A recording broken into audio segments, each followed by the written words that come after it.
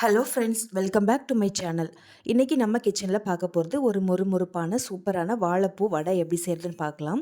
இது ரொம்ப சிம்பிளாக இருக்கும் செய்கிறதுக்கு. இது ரொம்ப ஹெல்த்தியான ரெசிபியும் கூட. இது நீங்கள் ஈவினிங்கில் ஸ்நாக்ஸுக்கும் நீங்கள் பண்ணிக்கலாம். இல்லைனா சாம்பார் சாதம், தயிர் சாதம் எல்லாத்துக்குமே இது சாப்பிட்றதுக்கு ரொம்ப சூப்பராக இருக்கும். வீடியோக்குள்ளே போகிறதுக்கு முன்னாடி என்னோடய சேனலை சப்ஸ்கிரைப் பண்ணாதவங்க மறக்காமல் சப்ஸ்கிரைப் பண்ணிக்கோங்க. பக்கத்துலேயே இருக்க ஆல்ன்ற ஆப்ஷனை கிளிக் பண்ணிக்கோங்க. அப்போ தான் நான் போடுற வீடியோ உங்களுக்கு உடனுக்குடன் வரும். வாங்க இப்போ இந்த மொறுமொறுப்பான வாழைப்பூ வடை எப்படி செய்கிறதுன்னு பார்க்கலாம். ஃபஸ்ட்டு நம்ம வாழைப்பூவை க்ளீன் பண்ணி ரெடி பண்ணி எடுத்து வச்சுக்கலாம். அதை நல்லா ஒரு சாப்பரில் போட்டு பொடிசாக நல்லா கட் பண்ணி எடுத்துக்கோங்க. நீங்கள் கையில் கட் பண்ணாலும் கட் பண்ணிக்கலாம். நல்லா பொடிசாக நீங்கள் சாப் பண்ணி எடுத்துக்கணும். இப்போ பாருங்கள், இந்த மாதிரி நான் நல்லா சின்னதாக சாப் பண்ணி எடுத்து வச்சுருக்கேன். இதை நீங்கள் மிக்சியில் கூட அரைச்சி எடுத்துக்கலாம். நான் இன்றைக்கி ஒரு வாழைப்பூ எடுத்திருக்கேன். அதுக்கு 150 கிராம் அளவுள்ள கடலைப்பருப்பு நான் ஊற வச்சு எடுத்து வச்சுருக்கேன். இந்த மாதிரி 2 மணி நேரம் ஊற வச்சு எடுத்துக்கோங்க. இப்போ இதை அரைக்கிறதுக்கு முன்னாடி இதில் கொஞ்சமாக எடுத்துகிட்டு தனியாக எடுத்து வச்சுக்கோங்க. அப்போ தான் நம்ம லாஸ்ட்டாக சேர்க்குறதுக்கு இது யூஸ் ஆகும். நான் இந்த அளவுக்கு தனியாக எடுத்து வச்சுருக்கேன். இப்போ இந்த கடலைப்பருப்பு எல்லாம் ஒரு மிக்ஸி ஜாரில் மாற்றிக்கோங்க. இது கூட காரத்துக்காக ஒரு 5லேருந்து 6 காஞ்ச மிளகா சேர்த்துக்கோங்க. நீங்கள் விருப்பப்பட்ட அதில் பச்சை மிளகா கூட சேர்த்துக்கலாம், அதுவும் நல்லாயிருக்கும். கூடவே ஒரு 7-8 பூண்டு சேர்த்துக்கோங்க. இது கூடவே ஃப்ளேவருக்காக கருவேப்பிலை சேர்த்துக்கலாம்.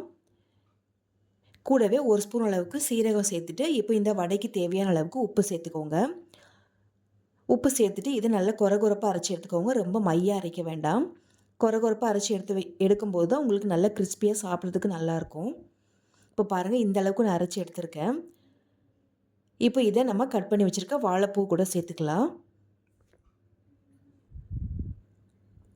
ஒரு வாழைப்பூ எடுத்திங்கன்னா 150 கிராம் அளவுக்கு கடலைப்பருப்பு நமக்கு கரெக்டாக இருக்கும். இப்போ இதை நம்ம எல்லாத்தையுமே நம்ம சேர்த்தாச்சு. சேர்த்துட்டு நம்ம தனியாக எடுத்து வச்சுருக்கோம்ல கடலைப்பருப்பு, அதையும் இதில் சேர்த்துக்கலாம். சேர்த்துட்டு இது எல்லாத்தையும் நல்லா கலந்து விடுங்க. அதுக்கு முன்னாடி இதில் 1 ஸ்பூன் அளவுக்கு நீங்கள் பெருங்காயத்தூள் சேர்த்துக்கோங்க. வடைக்கு நீங்கள் பெருங்காயத்தூள் சேர்க்கும்போது அதோட வாசனை ஃப்ளேவர் ரொம்ப நல்லாயிருக்கும். கண்டிப்பாக சேர்த்துக்கோங்க. சேர்த்துட்டு இதை நல்லா மிக்ஸ் பண்ணி விட்டுக்கலாம். நல்லா அழுத்தி நல்லா பிசைஞ்சு எடுத்துக்கோங்க. அப்போ தான் நல்லா வாழைப்பூ இந்த கடலைப்பருப்பு எல்லாமே நல்லா மிக்ஸ் ஆகி வரும்.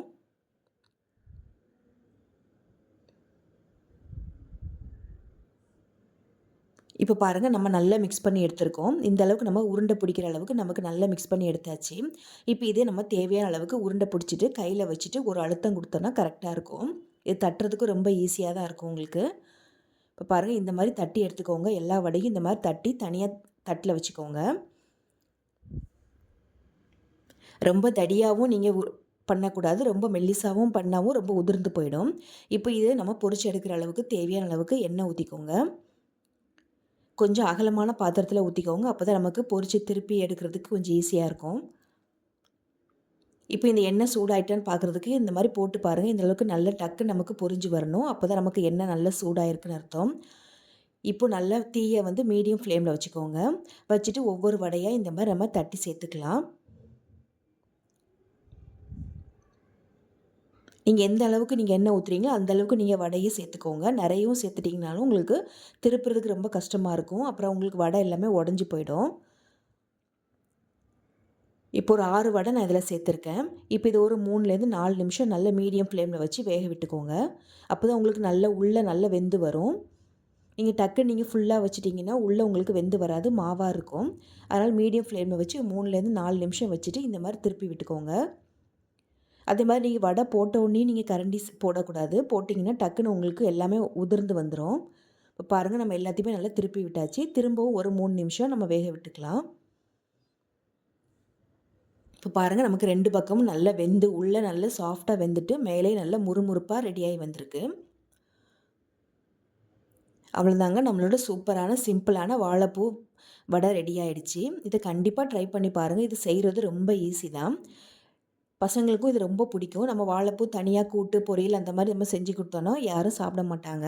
ஆனால் இந்த மாதிரி வடையில் சேர்த்து நீங்கள் செஞ்சு கொடுக்கும்போது கண்டிப்பாக விரும்பி சாப்பிடுவாங்க. என்னோடய வீடியோ உங்களுக்கு பிடிச்சதுன்னா மறக்காமல் லைக் பண்ணி ஷேர் பண்ணிக்கோங்க. தேங்க்ஸ் ஃபார் வாட்சிங்.